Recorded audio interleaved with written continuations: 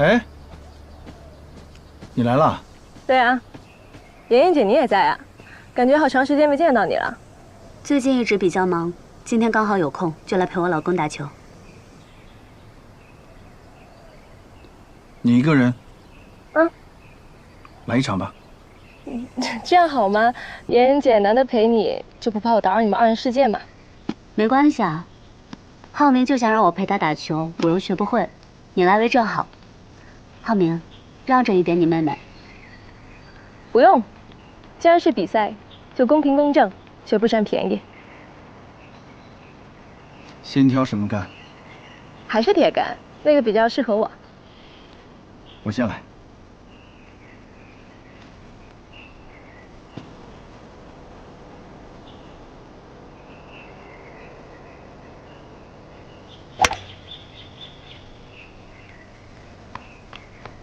好球。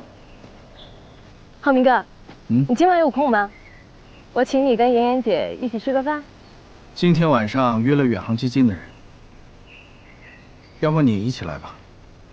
云总、亮总还有他们的执行团队也在，到时候他们问一些专业的问题，你我好打个配合。听您的安排。今天晚上一起吃饭。工作聚餐我就不去了，刚好晚上我找我表姐去吃饭。好啊，小心烫。水温可以吗？刚刚好。最近没少练。哪有啊？我这球技不都是你教的吗？我在伦敦的时候压根就不爱打球。要不是你总来找我，我早就放弃了。还是要感谢浩明哥。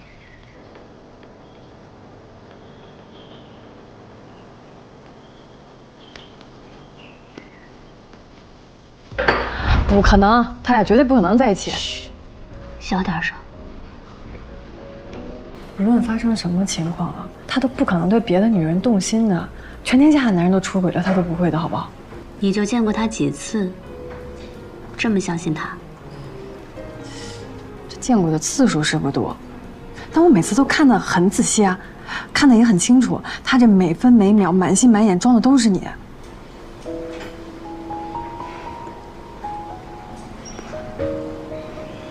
可是我们之前都是无话不说的，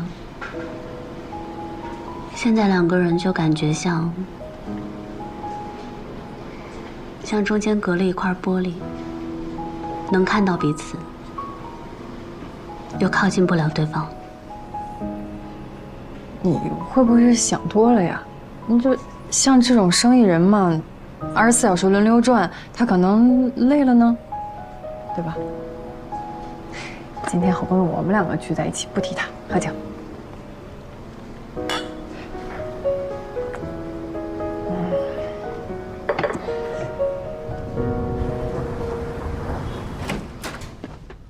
浩明哥，你说我棒不棒？我今天终于把蒋云蒋亮帮你给签下来了。总算没白费这个努力。你很棒，表现得很专业，做得非常好。我给你倒杯水。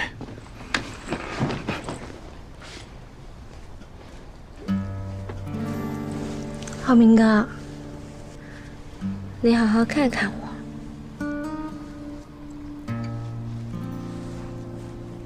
我早就长大了。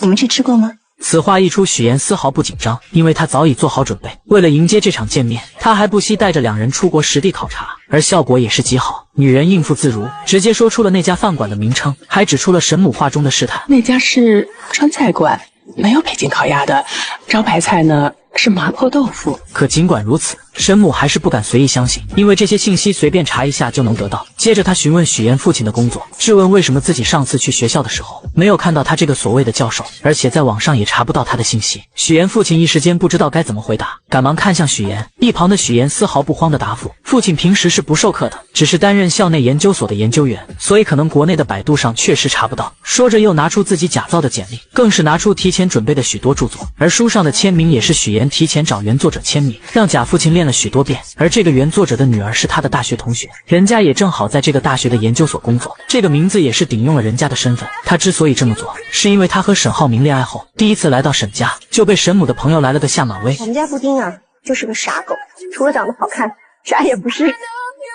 还行啊，挺聪明的哈。布丁多好啊！来，就连沈家的下人也对他冷眼相待，因为他看起来就不像有钱人家的小姐。你跟在这里面进进出出的夫人小姐们不太一样。哪里不一样？你的头发有点干枯毛躁。沈母觉得儿子配对的应该是豪门千金，而不是这样的小门小户的女孩，便对许岩百般挑剔，甚至将她当成下人使唤。我在会所点了几个菜，一会儿做好之后你去取，一会儿啊把餐取回来之后就交给阿姨，你先回去吧，我会告诉浩明的。离开前，沈母特意约许岩周六见，很快两人第二次见面。许岩为了这次见面精心准备，他听从了保姆的话，还给自己的头发做了高级回礼。可沈母却不是一个人来的，为了让许岩知难而退，他叫来了许多女孩。这些女孩不仅年轻漂亮，还各个家族背景强大，不是金融投行就是国际精英律师，这些人都能在各个方向帮助沈浩明。等所有人走后，沈母也开门见山地说出了自己看法。从上次开始，沈母一直都在观察许岩，便认定他的家庭一点不好。许小姐，你的问题就是太会隐忍，刚才这几个女孩子身上都有一种看淡一切的松弛感。沈母就是要逼走许岩，因为他的儿子就要听从他的安排，迎娶能帮助他们沈家的人。本以为他的举动能逼走许岩，却没想到许岩为了嫁入豪门，竟开始捏造自己的人生。Syracuse University 是我父母在国外任职的学校，这也就有了刚开始许岩雇人假扮父母的事。而这不是他第一次说谎。许岩的出生并不被父母期待，他刚出生就患上了先天性心脏病，父亲不想要他，是外婆将他救下，但他渴望一个美好的家庭，便在作文里虚构了一个幸福美满的家庭。后来他还将自己的姓改成了和外婆的一样。18岁的我改了名字，从乔岩成为许岩，跟姥姥姓。我想做的只有一件事，让姥姥过上好日子。因餐桌上的一个小举动，女人便察觉到未来儿媳在说谎。他们是你的亲生父母吗？感觉你跟父母之间不太熟，作为母亲连自己的女儿不吃鸡蛋都不知道呢。虽然许岩对于父母的回答天衣无缝，但沈母一直都对他的身份抱有怀疑的心态。于是在饭桌上，他一直都在观察许岩一家，试图在他们身上看出一些破绽。很快他发现许岩的母亲不停地给许岩加鸡蛋吃，可许岩却纹丝不动，很明显是不能吃鸡蛋的。有的事情真的假不了，假的也真不了，我要听实话。这番话说的许岩差点招架不住，但他很快就有了对策。先是对沈母说对不起，说自己说谎了，表示自己从小是跟姥姥在一起生活，父母为了前程抛下他很早就出国工作了，所以自己基本没怎么见过他们。接着他对沈母打起感情牌，眼泪一下子就流了下来，说自己从来都没有感受过父爱和母爱。如果这次不是因为浩明，不是因为要结婚，我想我根本不会联系他。其实许岩在这里也算是说了真话，他从小确实跟姥姥一起生活，父母将他生下就不管不顾，只将姐姐带在身边。但6岁的时候，姥姥为了让他能有学上，坚持让女儿把他带了回去。许岩本以为回到家里会得到父母的疼爱，可到了才发现，在这个家里他仿佛是个外人，父母只疼爱姐姐，他们还嫌弃自己是个累赘。本以为只要好好学习，拿到好的成绩，就会得到父母的疼爱，可在上高中的时候，因为家里没有钱，父亲为了能让姐姐考大学，还特意到学校不让她再继续读下去。你凭什么不让我参加高考？我正在跟你的老师谈话。你凭什么不让我参加高考？凭我是你爸，凭我是一家之主。任凭许岩怎么哀求，父亲就是无动于衷，还一个劲地说家里穷，让许岩懂点事。可许岩却不明白，明明自己和姐姐都是他们的孩子，为什么姐姐就能考大学，能得到他们全部的宠爱？为什么你们从小到大对我这么偏心啊？为什么好的都要人给小李？我难道不是你的亲生的吗？我究竟是什么坏孩子？我究竟做错了什么吗？怎料父亲听完后，非但没有感到愧疚，反而觉得许岩不孝顺，恼羞成怒下，直接打了他一巴掌。这一巴掌彻底将许岩的幻想破灭，他不再期待父母的爱。好在家里还有姥姥陪着他，他哭着跑回家，不停地拍着门呼喊着姥姥。来了！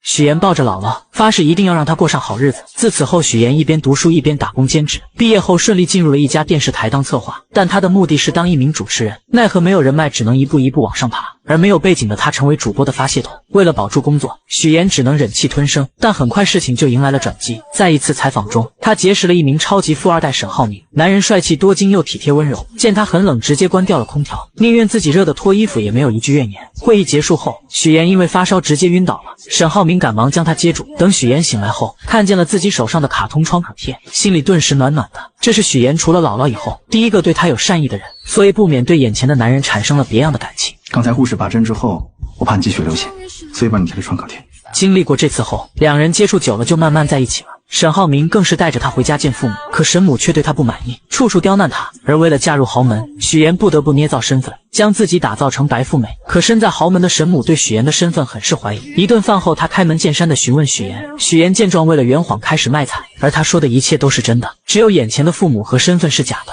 他的卖惨也成功打破了沈母的怀疑。跟我一样父母的难处。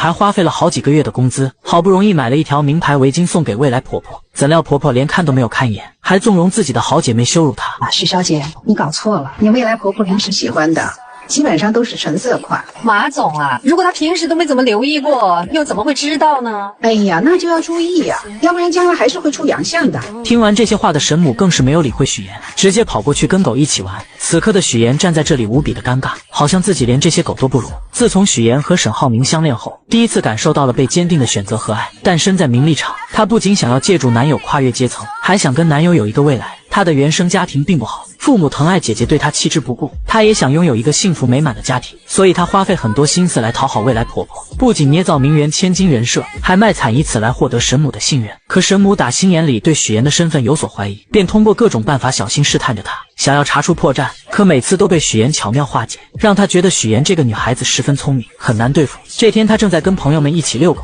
许岩过来后，她就开始端着架子什么也没有说，让自己的朋友们将许岩羞辱了一番，接着就去逗狗，将许岩独自晾在一旁。我觉得这个女孩各方面品味都不行，你再考虑考虑，别急着结婚期。而许岩第一次买奢侈品就被嘲笑，对此很是无奈，于是他趁和保姆出去买菜，问问他沈家人的爱好，迫切想要从中获取一些信息。可保姆因为上次和他说话被沈母发现，早就被叮嘱过，什么事情都不敢跟许岩说。但这一趟他也没有白来，在保姆口中得知，沈浩明之前交过好多女友，但都因为沈母不满意，再加上他那些好姐妹在背后出招，就把这些女孩通通赶走了。许岩一听瞬间明白，要想攻略未来婆婆，就要先融入她这些好姐们的圈子里。自此后，许岩便开始对这些豪门阔太们马首是瞻。他们在打球，自己就在旁边捡球跑得很欢，根本不知道人家正坐在一旁讨论他。我看这姑娘不显山不漏水的，还挺有成绩。虽然许岩没有融入到他们的圈子里，但他这趟也没有白来。他发现沈母一直都是大家吹捧着的对象，直到曲总的到来，她的闺蜜们看见曲总后瞬间一拥而上。虽然沈母表面上伪装得很好，丝毫没有变化，但她还是能感受到她很不开心。于是她立马想到了办法，为了能搭讪到曲总，她做了许多攻略，发现曲总对昆曲十分喜欢，尤其是水袖。她来到昆曲培训班，看到曲总很是卖力地跟着教练练习水袖，刚好她小时候也学过一些基础，便想着借这个机会报一个班，专门学习水袖。而她上来也直奔主题，只学习水袖这一种。可不可以直接教我水袖、水袖花，哪怕是不吃不睡，多长的时间能练好？最快也得1个月。自此后，许岩很是努力，在教室练习，在家里练习，工作的时候也在练习。功夫不负有心人，他的努力终于被曲总看见。曲总看到这个小姑娘练得很刻苦，而且零基础就很好，忍不住想邀请许岩来参加自己举办的昆曲大赛，还向她请教水袖花的技巧。随着两人相处逐渐熟络，许岩也偷听到她最想要的资源，那就是莱茵国际学校的入学名额。她灵机一动，找到沈母的闺蜜美玲姐帮忙，因为美玲姐有莱茵校董的人脉，而她的丈夫也需要曲总丈夫的投资，所以她建议美玲姐带着校董来参加自己的节目，她则跟曲总牵桥搭线。一切准备就绪后，许岩又找到曲总邀请他参加，告诉他这档节目不仅莱茵校董会去，自己还给他量身定制了昆曲环节，这让曲总很是心动。节目开始后，许岩更是利用节目环节帮助3个各需所需的人建立关系，而这档节目播出后效果也是极好。收视率一路飙升，许妍也拿到自己梦寐以求的主持人位子，而她更是将利益最大化，来到沈家给足沈母面子，给她的好闺蜜们名额上节目，并且将这些好的事情都推给沈母。沈母听完后很是受用，觉得许妍很是有格局，第一次让她坐到自己身边。会办事的人不少，有格局的不多。想要抓住每一次翻盘的机会，就永远不要把希望寄托在别人身上，不过就是拿你有的换你要的。许妍，我以前怎么不知道你这么有野心有手段？我能挖独家，能做全链条，有专业能力，我凭什么不争不抢？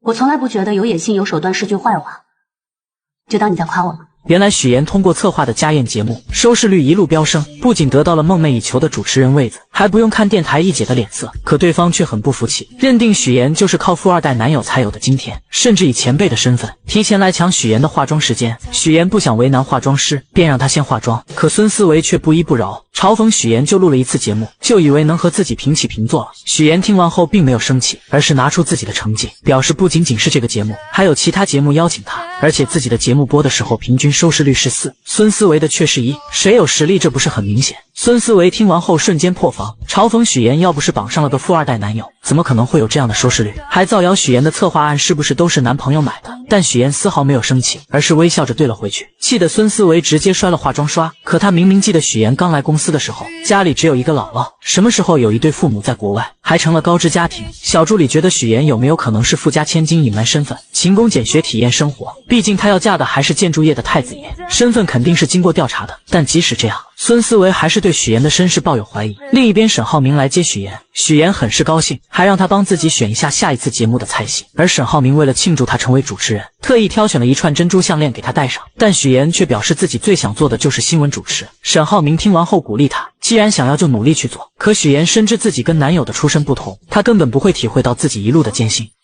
新闻主播竞争是很激烈的，更别说我这种从来没有播过新闻的人，难上加难的。对于别人或许很难，但对于你，我一直对你很有信心。我总觉得你可以把不可能化为可能。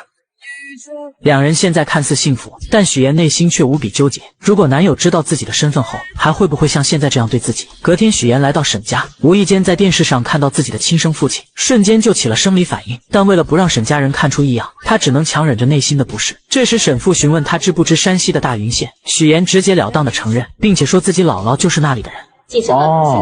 现在大云县发展的非常不错了，是的，变化挺大的。另一边，乔家父母在县城里开着一家理发店，在他们眼里，许妍在比乔琳优秀，依旧偏心乔琳。我记得小的那个去上班了，你说有什么用？平时连个电话也没有，就逢年过节啊发一条信息，还是我们家琳琳好，安安心心的待在父母身边，那才是我们的小棉袄。与此同时，乔琳在上班的时候被骚扰，她忍无可忍，直接回击了过去，没想到反被对方倒打一耙，被抓到了警察局。最后还是男友将她接了回去，可回去后非但没有得到安慰，反而被男友父母一个劲的指责，觉得这件事闹到警局很是丢人，认为他就是个惹事精，配不上自己的儿子，根本不给乔琳说话的机会。而乔琳的男友也是个窝囊的，两人在商量婚事的时候，男友一切听父亲的，将婚礼的花费细节全部都报给他，就连收的礼金不跟自己商量，都要悉数交给父母，甚至面对母亲对乔琳的诋毁也一句话也不说。此刻的乔琳再也忍不了，终于说出了自己想要说的话。阿姨，你有什么话就直说吧，你别在这阴阳怪气的行吗？我阴阳怪气的？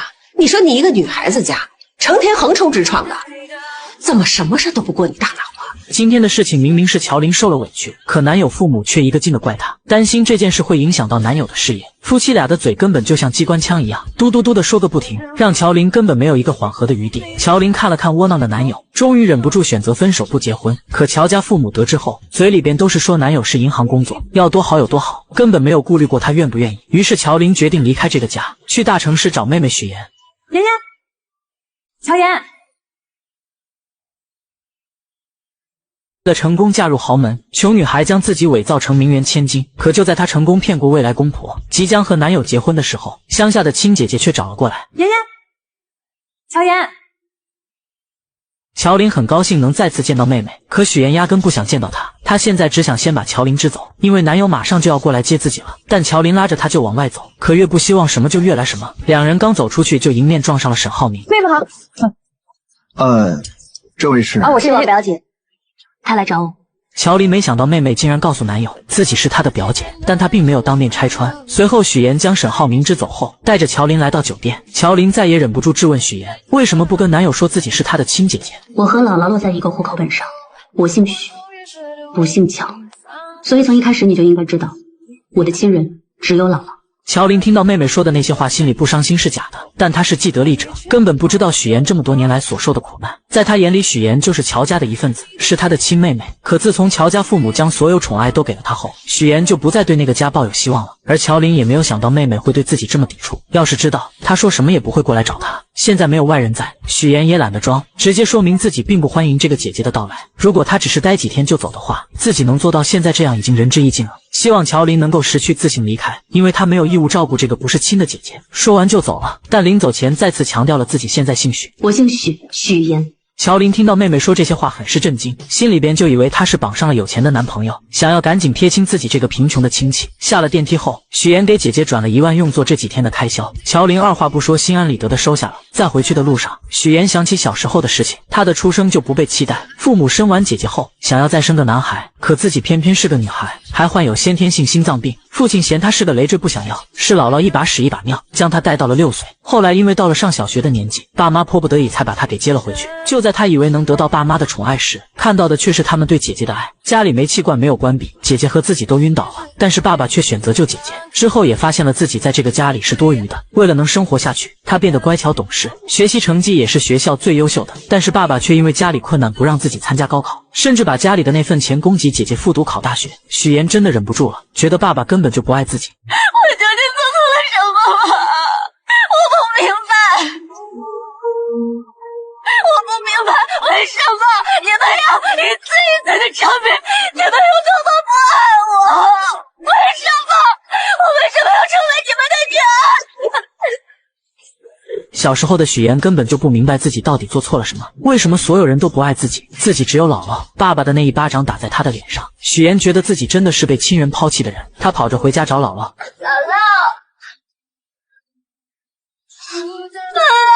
姥姥，来了。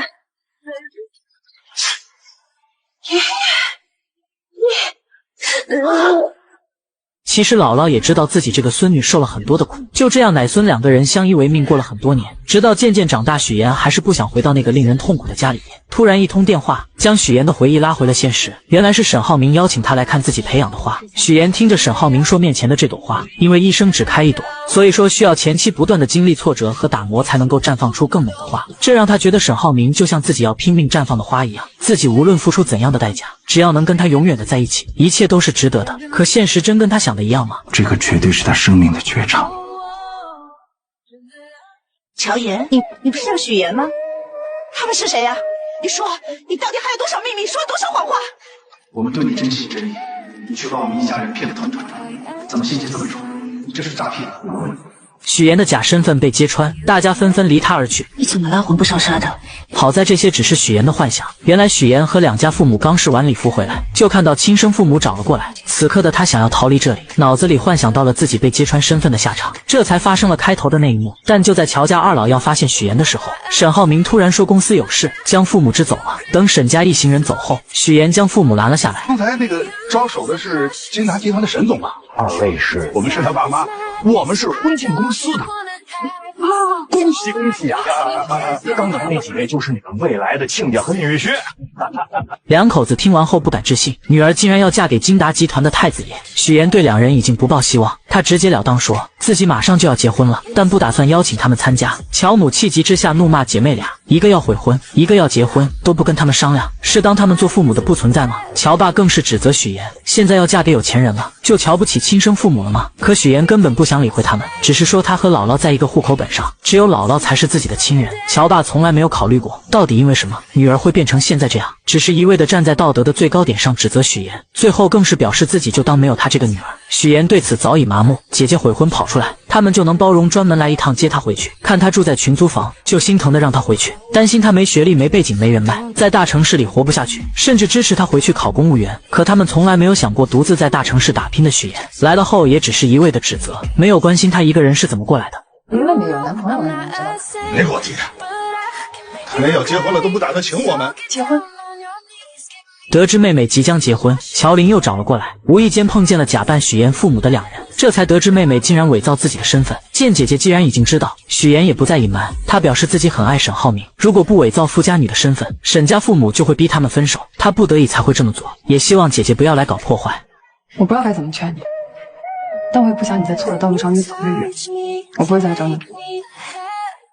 可许妍好不容易将姐姐稳住，怎料母亲又打来电话，一定要参加她的婚礼。许妍没有说话，直接挂断了电话，然后把备注改成了她的名字。为了不让爸妈来婚礼捣乱，许妍特意回到乡下找到姥姥，希望她能帮自己说服爸妈。而姥姥并没有询问什么，她了解许妍肯定是有什么难言之隐。姥姥心里有数了，我打电话把他们叫回来。姥姥是最清楚许妍这一路走来是多么的辛苦，也是最希望许妍能够幸福的人。但许妍的下一句话也让她愣住了：荆州太远了，我怕你折腾。听完这话的姥姥虽然愣了几秒，可她依旧支持许妍的做法，还不停地安慰她不要担心自己。直到许妍打开冰箱，看到姥姥给她做的桂花酱，终于忍不住哭了出来。在返程的途中，许妍再次回想起以前家里没有人记得她的生日，只有姥姥记得，每年都会把她叫回来过。是姥姥供她读完高中，考上大学。上大学的时候，是姥姥拿出一辈子的积蓄给她，所以许妍什么都不在乎，她只想赚很多很多的钱，让姥姥过上好日子。所以上大学后，她一个人打好几份工，给别人当家教，穿上厚厚的玩偶服宣传，在饭店干服务员，一直忙到深夜都舍不得打车，把赚到的钱除了留够生活费，全部都给姥姥打了回去。哎呦，妍妍，你怎么又给姥姥给钱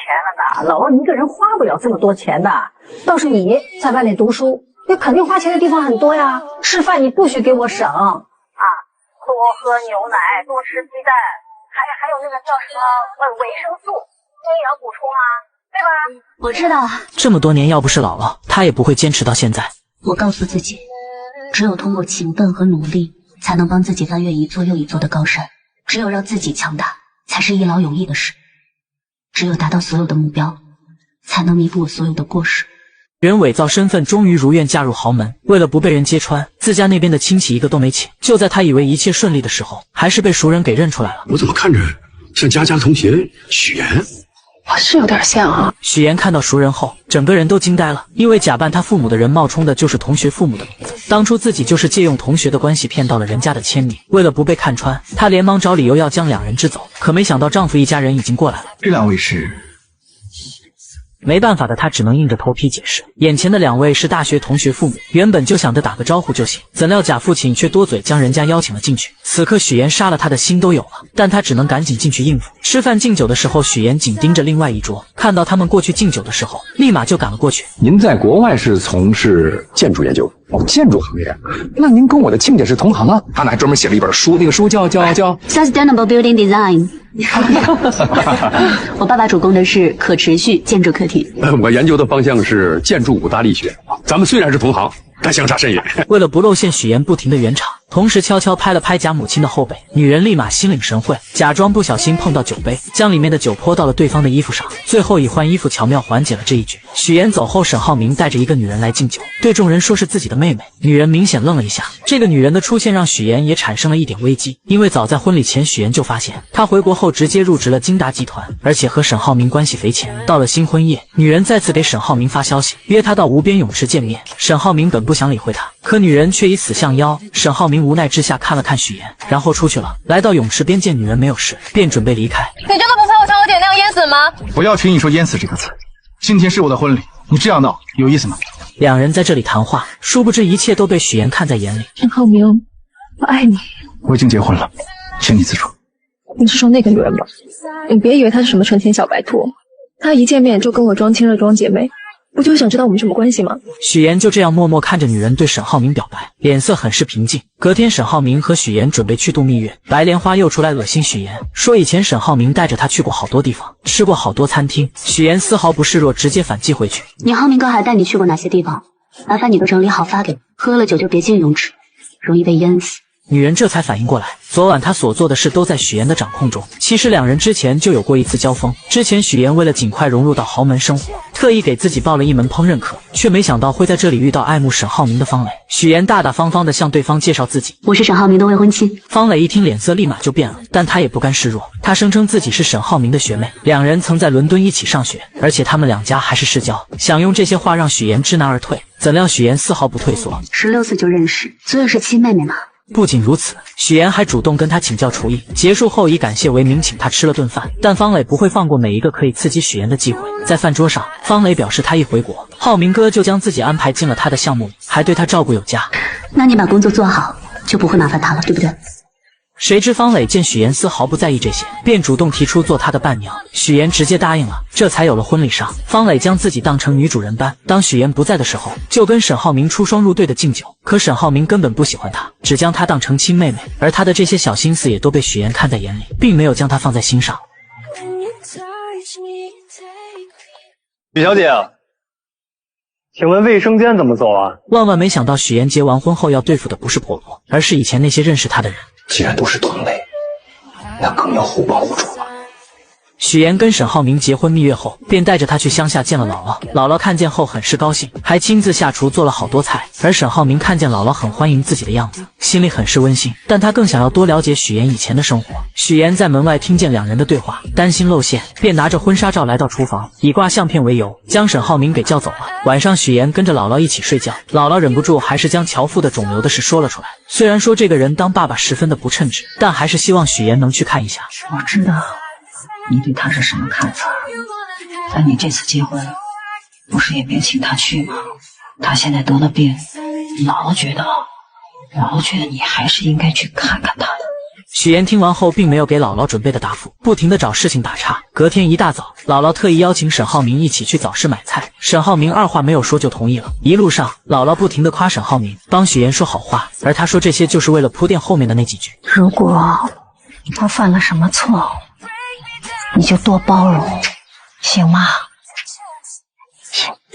姥姥认为许岩嫁进沈家肯定使用了不正当手段，所以才这么跟沈浩明说。殊不知沈浩明早已知道一切。离开前，许岩还是心软了，悄悄地给父亲了一些钱治病。回到荆州后，沈浩明给了许岩一个惊喜，送给他一座四合院，用于他工作和邀请豪姐们。许岩听完后都惊呆了，这样的人他怎么能不心动呢？而沈浩明看着许岩一言不发的样子，表示她是自己的妻子，自己会协助他完成任何的愿望。进去后，沈浩明看到上个业主给孩子量身高留下的痕迹，回忆起小时候的事情。可许岩却回想到了小时候一家人都忽略了自己，从来都是给姐姐量身高的场面。沈浩明见他失落的表情，便向许岩索要口红量身高。许岩那一刻心里便很感动，更是有很多的触动小时候没有完成的那些心愿，丈夫帮自己已经完成了。两个人深深地看着彼此，本以为日子会这么幸福下去，可许岩的对头却揪着他不放，将假扮他父亲的人找了出来，在节目上揭露了他捏造身份的事。这一次的许岩又该怎么应对呢？您和许岩认识？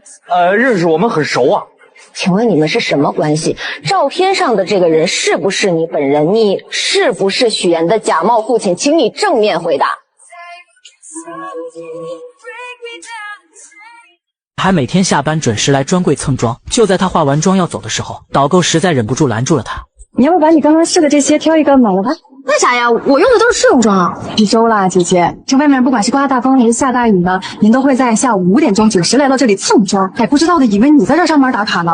女孩听完后表示，自己不全部试一遍怎么知道要买哪一个色号，并且也没有规定试妆次数。刚说完，乔林就拿出试妆6次的标签。女孩见说不过，直接来句自己就不买，要是她再拦着自己就去投诉。乔林也没有办法，只能放她离开。下班，乔林回到出租屋，听到室友正在给家里打电话，而这个室友就是刚才去蹭妆的女孩。女孩省吃俭用，就是为了把钱打回家里。乔林也明白了她为啥总是去专柜蹭妆了，而她专门带了一些小样送给了女孩。隔天，乔林在整理公司货架的时候，不小心将手臂给砸伤了。可他怎么也没有想到，给他治疗的医生竟然是高中时期暗恋的校草，但当时校草喜欢的人是妹妹许岩。林一鸣，我今天来就是想告诉你，我不想谈恋爱，我现在只想好好学习，其他的事都不在我的计划里。我不会打扰你学习的，我就想跟你说我喜欢你。我不喜欢你。时隔这么多年，男人依旧喜欢许岩。他之所以跟乔林相认，就是为了问他索要许岩的联系方式，但他并没有直接要，而是借口他的伤。此刻的乔林私心是不想给他联系方式，于是自己拿起手机给妹妹打了电话。当男人见到许岩手上的戒指后，便明白他们之间已经不可能了。你结婚了？上个月。虽然有点晚了，祝你新婚快乐。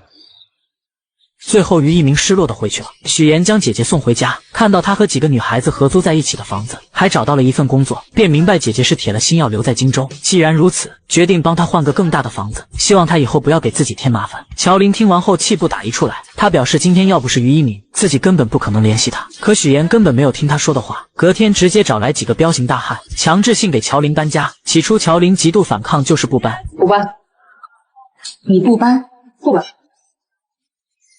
好，我忘记告诉你，新家公寓邻居是于一鸣。当听到新家的邻居是于一鸣，乔林的态度立马360度大反转，立马就搬家。许岩对这个姐姐很了解，他也知道姐姐一直都暗恋于一鸣，所以他就是故意这么做的。乔林搬过去的第一天大早就收到了于一鸣的早餐，这让他万分惊喜。与此同时，乔林的前男友妈妈调查到，乔家在商业街买了一套门面房，在他们眼里，乔家穷的叮当响，根本就没有钱买门面房，那肯定是拿他家的彩礼买的。女人觉得既然两人已经分手了，那就要把彩礼追回来。乔林男友是个窝囊的，当即就给乔林发去了消息，没想到乔林已经将他拉黑，而且电话也打不通了。气急之下，他直接来荆州找许岩，想要从他口中套出乔林的住址。请问先生，您有预约吗？没有。不好意思，我们这里没有预约，不能进。没办法的林涛只好出来碰运气，看能不能碰到许岩。巧的是在餐厅碰见了许岩，正在拜托于一鸣照顾乔林。乔岩，你为什么让他照顾乔林？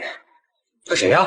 此刻的林涛认定乔林悔婚，就是许岩在背后挑唆的。他恼羞成怒下，在餐厅大吵大闹，甚至要对许岩动手。好在于一鸣在场推开了他。就在这时，许岩发现自己的死对头过来了，急忙找个借口把林涛给带走了。孙思维看到这一幕，本想着看能不能挖出点许岩的把柄，可于一鸣根本不理会他。与此同时，许岩将林涛带到另一家餐厅，告诉他既然两人已经分手了，那就不要再去找乔林了。至于彩礼钱，自己会帮姐姐还。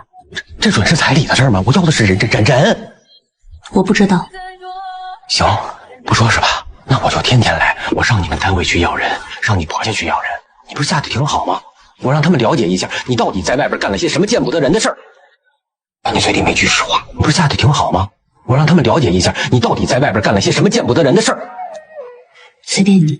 面对林涛的威胁，许岩丝毫没有放在心上，直接离开去找姐姐乔林，将这件事告诉了她。乔林觉得这家人是真的很奇葩，既然他想见自己说清楚，那就见面打死他。许岩见姐姐只知道使用武力，劝说她不要这样做，既然跟林涛分手了，那就跟过去一刀两断。昨晚他跟林涛聊过了，他在乎的是乔林对自己的感情是否忠诚，但他的父母在乎的无非就是钱，只要把钱给出去了，就算林涛想来荆州闹，他父母也不会同意的。谁知乔林听完这些后依旧要自己解决，可许岩等不了，等到你筹好钱的时候，他就会把这件事情闹得人尽皆知了。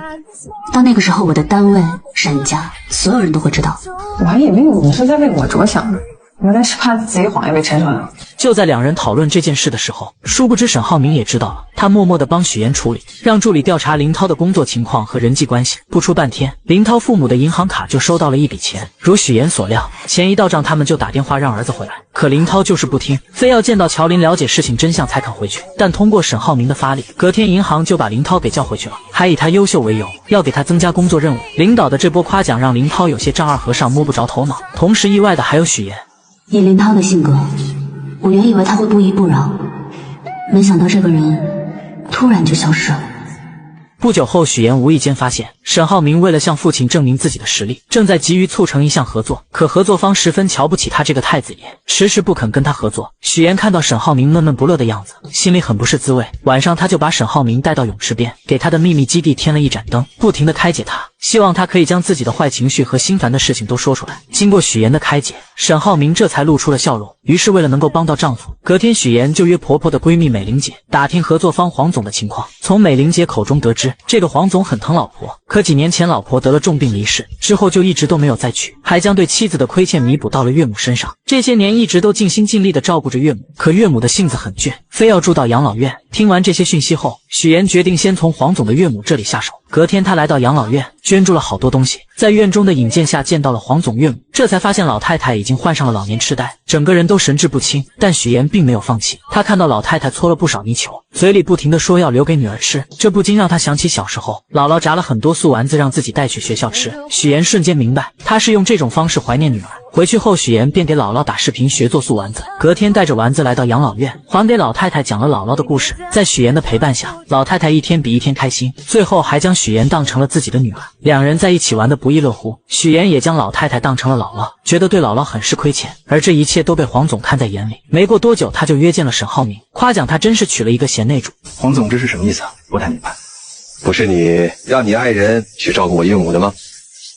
这段时间，你爱人许岩经常去照顾我岳母，我岳母的病情也得到了缓解，状态也比之前好了许多。难道你不知道？他没有跟我说过。那也许是巧合吧。最终在许岩的帮助下促成了这单合作，可许岩的死对头又开始搞事情了。哎，等会儿，怎么了，姐？没事。这人怎么这么眼熟呢？就是个骗子，连给我提鞋都不配。就算我是骗子，我也努力让你变成像我讨饭吃的狗。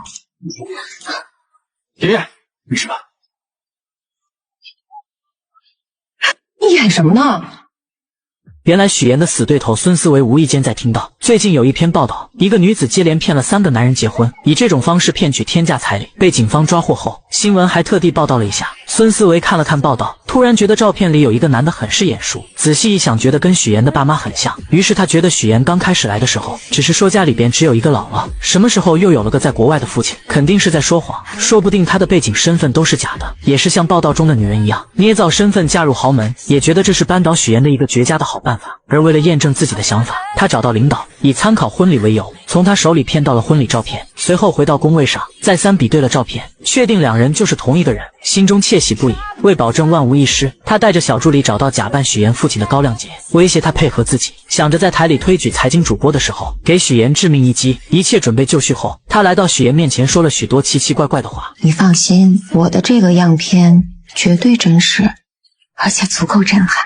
他的话许岩并没有在意，而是时刻准备自己竞争财经主持人。他的表现极为出色，评委们很是满意。隔天，孙思维特意邀请许岩做自己节目的嘉宾。许岩不知道他的葫芦里到底卖的什么药，并没有答应。可就在这时，主任出来助攻孙思维，无奈之下，许岩只好答应。节目开始后，孙思维先是向大家讲述了最近骗取高价彩礼的那个新闻，接着又请来了高亮杰。许岩看见他的那一刻很是惊讶，孙思维看见后觉得自己稳赢。他打开许岩婚礼的照片做对比，还不停地质问两人之间的关系。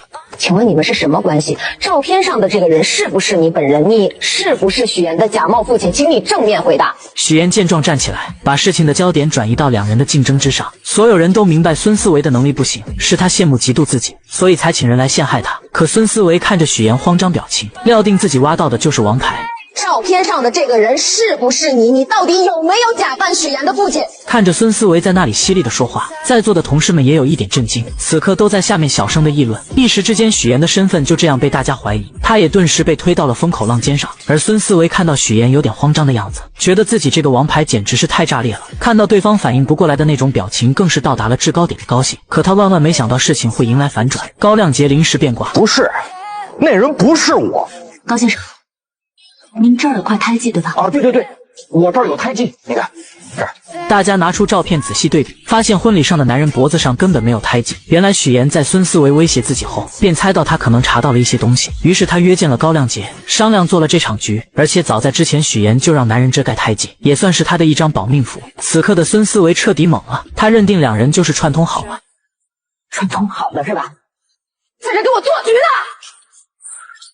我劝你冷静一点。这场闹剧就这样结束了。因为节目失误，孙思维就这样被主任停职，还失去了竞选财经主持人的机会。事后许岩找到孙思维，让他不要再想着对付自己。孙思维很是气愤，责骂许岩就是个无所不用其极的骗子，连给自己提鞋都不配。而许岩并没有反驳回去，他余光中瞥见沈浩明来了，于是他故意靠近孙思维，激怒了这个蠢货。如许岩所料，女人被激怒后狠狠扇了他一巴掌。沈浩明看见后，立马冲过来关心许岩，而许岩则换上一副被欺负楚楚可怜的模样。你演什么呢？你是孙思维？我是。通知法务部，放下所有手头工作。我爱人遭遇职场霸凌，让他们马上出方案，追究他的责任。他叫孙思维。孙思维终究为自己的蠢付出了代价，而许岩则顺利成为了财经新闻的主持人。欢迎收看财经新闻，我是主持人许岩。有女孩捏造千金身份嫁入豪门后，用自己的实力不仅帮丈夫拉到了合作，还让婆婆对她百依百顺，甚至家里的保姆都对她的印象改变。我觉得你现在跟以前不太一样了。哪里不一样？你现在啊，更像这个家的女主人。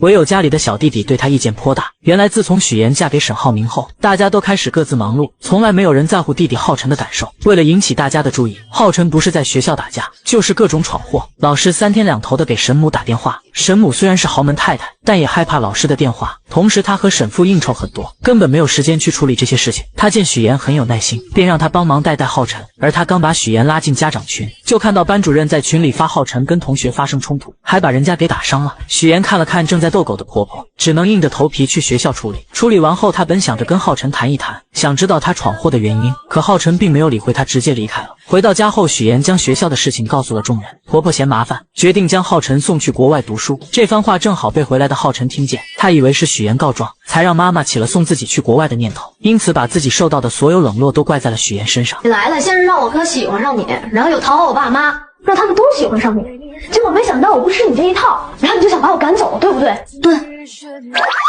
我告诉你，我是绝对不会出国的。这番话让许妍明白，小孩之前所做的那些事情，只不过想让家人的关注罢了，知道原因就会得到解决的办法。许妍表示，只要他保证不再发生今天这样的事情，自己有办法不让他出国。这又是什么招？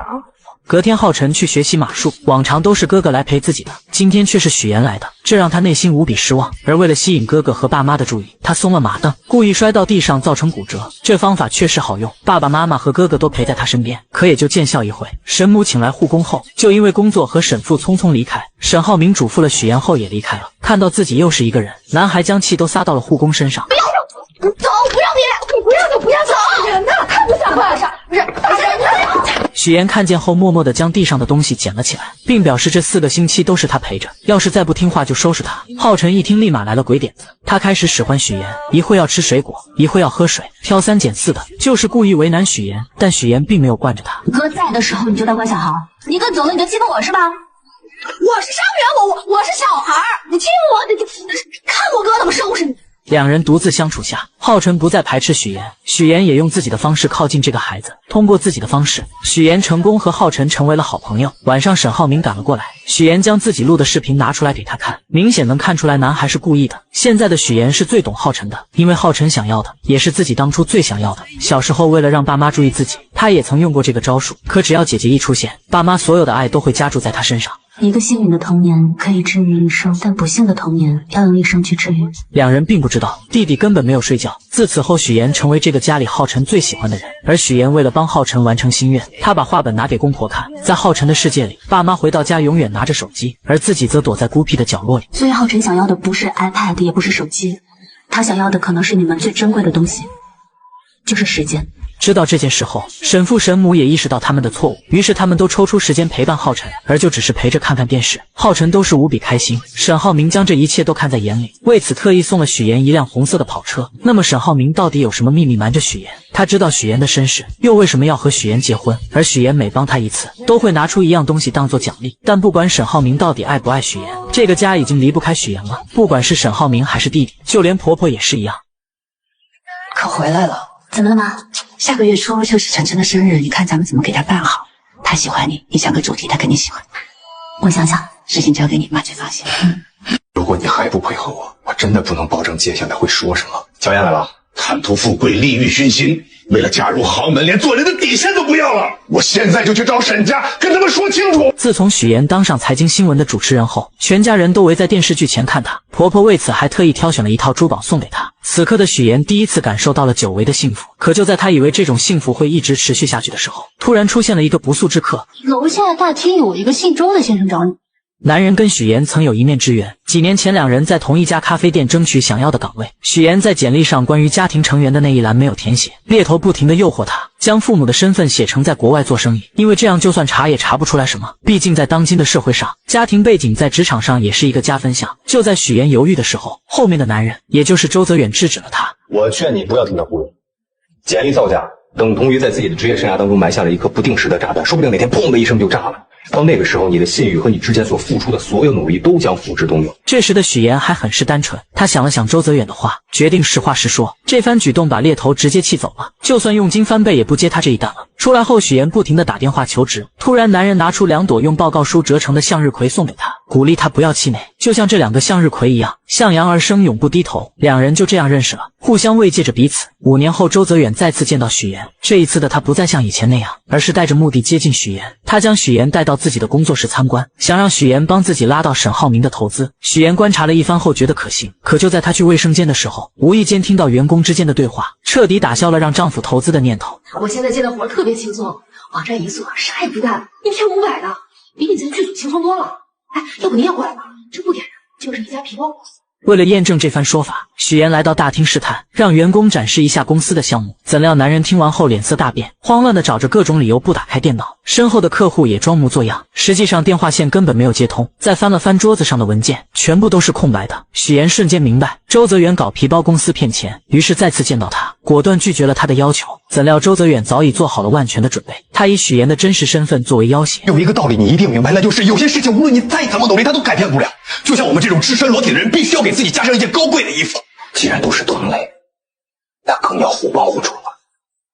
面对周泽远的要挟，许岩真是累极了。回到家后，听见婆婆叫她，只能强颜欢笑的应对。明天婆婆的闺蜜马阿姨要带一个人来家里做客，不知道该做什么。许岩立马给出了意见，可他怎么也没有想到马阿姨带的人竟是周泽远。在喝茶的时候，周泽远不停忽悠两人，许岩只能眼睁睁看着他胡说八道。他不敢帮周泽远，更不敢揭穿他的真面目。实在听不下去的他借口接水离开了。可没想到周泽远竟追了过来，他彻底撕破脸皮，逼迫许岩让沈浩明投资。让你老公投资的事儿，我是跟你聊呢，还是跟你婆婆聊？你的商业计划书和你的财务报表，无论是我婆婆还是我先生看，都会发现漏洞。不要再想注资的事情了。周泽远见许岩不上当，继续忽悠他，表示只要沈浩明一小笔的投资就行。但聪明的许岩很快就识破了他的阴谋。周泽远要的不仅仅是钱，他最想要的是沈家的名声，借沈家的势力骗更多的钱。你现在所做的一切都是敲诈勒索，是犯罪。乔妍，我突然发现你这么维护沈浩明，这么在意他，你原来是个纯爱战士啊！我今天听到的最滑稽的故事，说一个贫寒女骗子嫁入豪门，她不是为了钱，她居然玩起了纯爱。你说这是不是比天方夜谭更？许岩直接泼了他一身水。本以为周泽远会收敛，怎料他直接找到沈浩明这里，当着许岩的面在雷区不停的试探。此刻的许岩害怕他说出真相，更怕沈浩明被自己连累。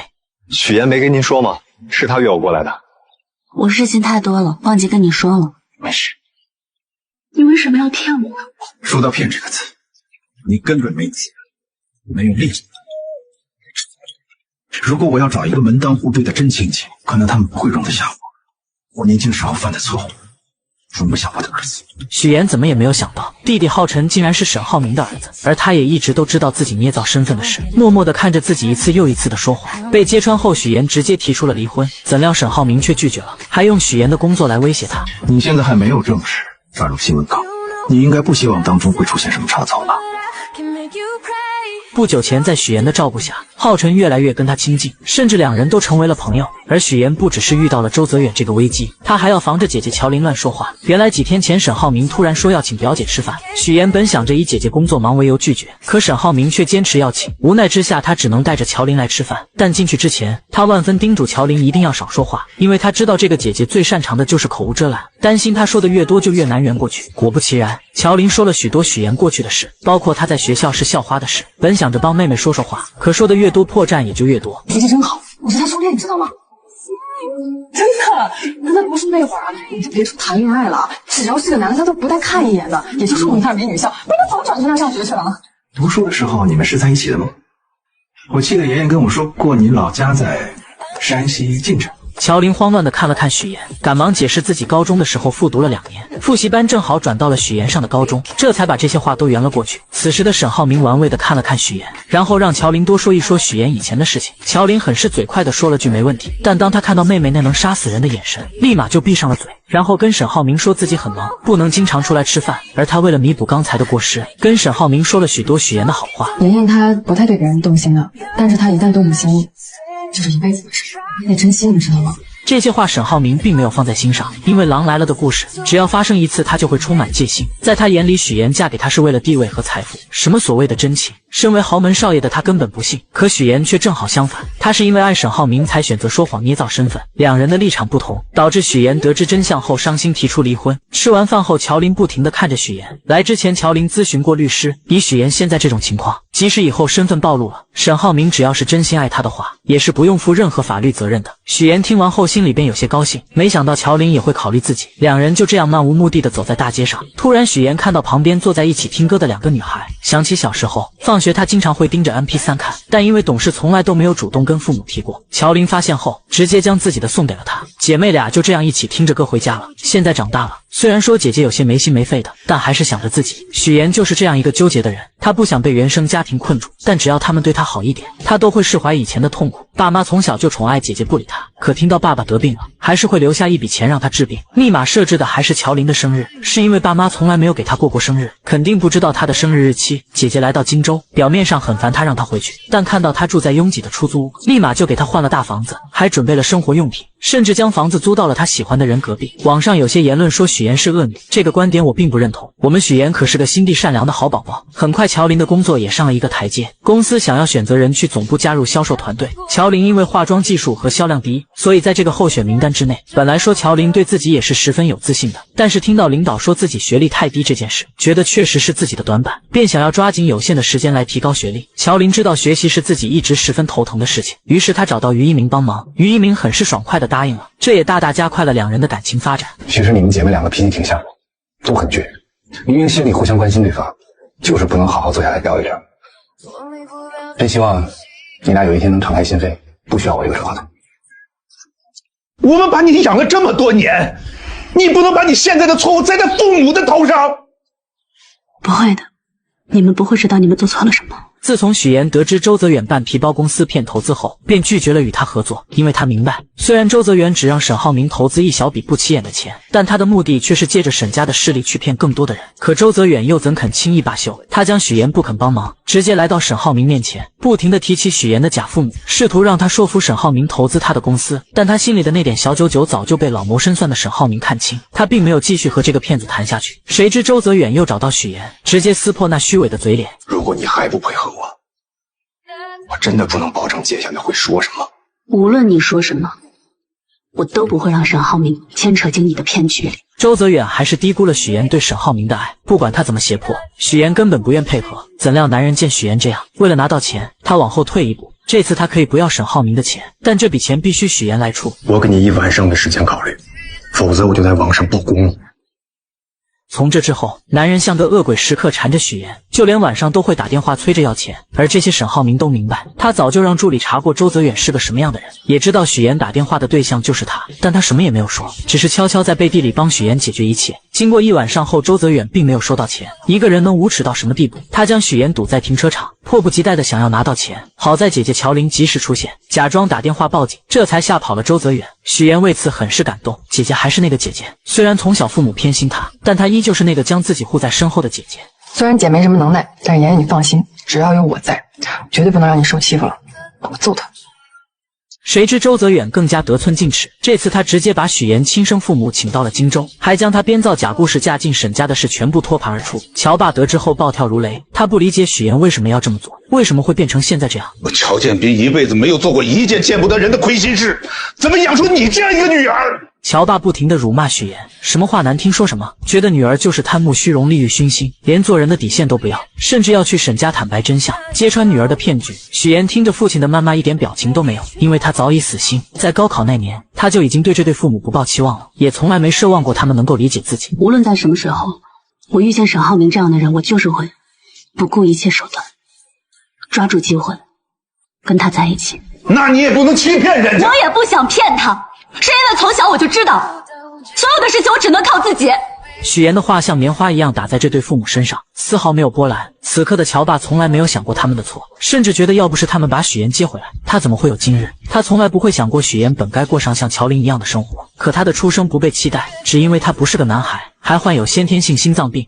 不会的，你们不会知道你们做错了什么。听完这话的乔爸起身就要去沈家揭发许妍，乔母连忙拦住他，嘴上说着为女儿考虑的话，可这幅画面在许岩眼里却是无比的可笑。乔家两口子从来没有想过儿时的经历对许岩的影响有多大，他们也从来没有想过以前是多么偏向大女儿，他们只会觉得我养你一场，怎么到头来还成了我们的错了？是他们亲手把许岩推开，现在却又嫌弃他什么事情都不跟他们说，真是讽刺。这是在演哪一出啊？我明白了，是因为你们觉得这样的生活是应该属于乔林的，而不是我。这是说你们想要去跟沈家告发我，再从我这敲诈勒索一笔钱。你怎么能这么想？从此我们断绝父女关系，你再也不是乔家人。乔，如果真做了，有你陪着也挺好。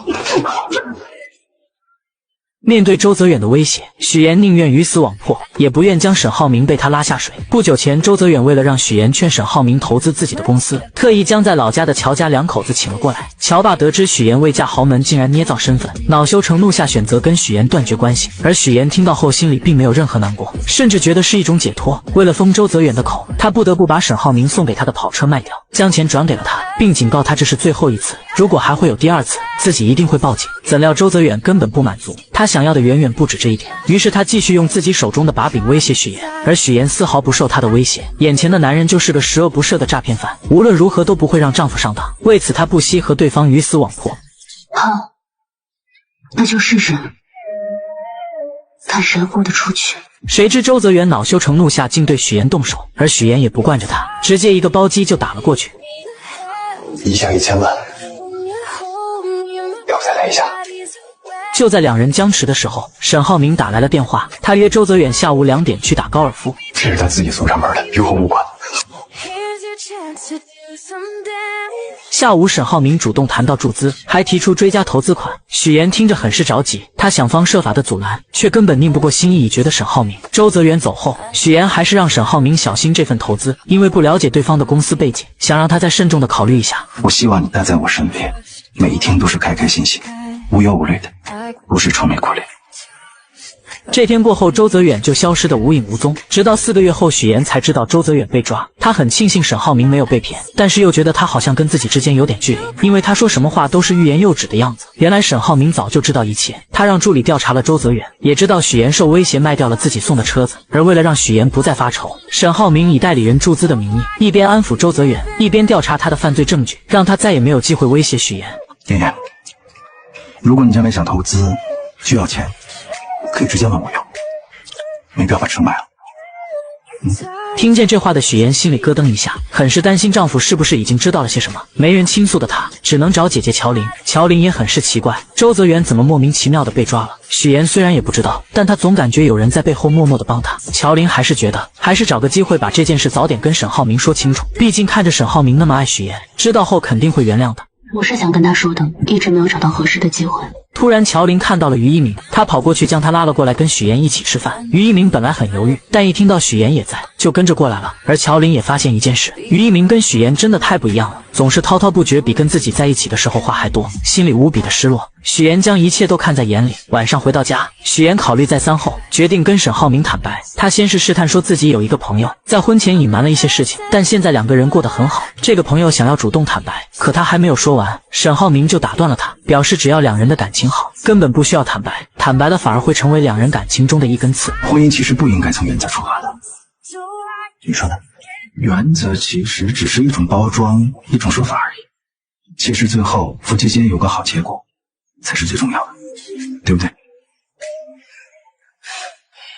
许岩的第3个追求者终于出现了，男人名叫蒋亮，是商界有名的花花公子。许岩以不同寻常的装扮出现在酒会上，瞬间吸引到了他的目光。原来沈浩明虽然通过许岩跟黄总达成了合作，但现在沈父并不支持他，没有资金支持的沈浩明只能通过拉投资来做自己项目的后盾，这样才能顺利进入董事会。于是他盯上了远航基金，希望能够得到蒋家姐弟的支持。而这次即将举办的金达酒会，两人正好过来参加，所以他希望许岩能够做足功课，了解蒋云和蒋亮的全部资料。料，好能跟两人搭上线拉投资。许岩二话不说答应了下来。很快到了酒会那天，沈浩明先来到了酒会。他在黄总的调查下得知，蒋云和蒋亮两人是出了名的难合作。姐姐蒋云沉稳冷静，做事杀伐果断，脾气也是出了名的臭，被商圈的人称为投资界的黑玫瑰。弟弟蒋亮看似是个花花公子，实际心思缜密，对数字十分敏感，是远航基金的活账本，还有过目不忘的本领。黄总能做的也只有这些，接下来也只能靠沈浩明自己的能力了。同时他想借助远航基金的事被方磊得知，方磊为了证明自己比许岩强也来到酒会，本想着找蒋云聊一聊，可蒋云丝毫看不上他，并没有过多理会。无奈之下他只能去找蒋亮，以为这个花花公子很好攻略。他看见蒋亮因为喝酒难受，便主动调了一杯特制的解酒秘方，番茄汁，然后再加蜂蜜，这两加起来可以解酒。这一幕正巧被沈浩明看见，瞬间勾起了他的回忆。那时的他跟一个女孩也曾经喝过这样的解酒神药，而女孩正是他的初恋女友，也是方磊的姐姐。此时的方磊并没有注意到沈浩明的到来，他蹲下身细心地为蒋亮擦掉鞋子上的污渍。沈浩明明白他这么做是为了帮自己，但他很清楚蒋亮只会在吃喝玩乐的时候才会想起身边的女人，于是他直接上前劝说方磊，这么做只是多此一举。我没那么大野心，我只是想帮到我们的项目，哪怕让他多一点好感，做花瓶做陪衬我都没有关系的，你不用管我，我心甘情愿的。绿茶不愧是绿茶，他的故作柔弱也确实吸引到了沈浩明的怜爱。看他为了自己跟别人喝得酩酊大醉，还是端来了一杯热牛奶。而方磊也很是绿茶，他故意将姐姐的手链留了下来，为的就是让他想起姐姐。另一边的许岩却与他不同，他故意穿着记者专用的马甲来了他的伪装。他开门见山地指出，许岩穿工作服现身，就是为了模仿自己以前当记者时候的装扮，用这种方式来博得他的好感。被戳破心思的许岩很是尴尬，但下一秒蒋云却说他成功了，因为刚才在他身上看到了曾经的自己。随后许岩拿出收集的蒋云以前采访的照片作为礼物送给他，这不禁让蒋云对他的好感加剧，他很喜欢这份礼物。出来后许岩借撩头发，对着沈浩明比了一个 OK 的手势，他瞬间明白成功了，于是他走过去，还主动帮许岩争取到了蒋云的专访。边走边聊吧。走吧。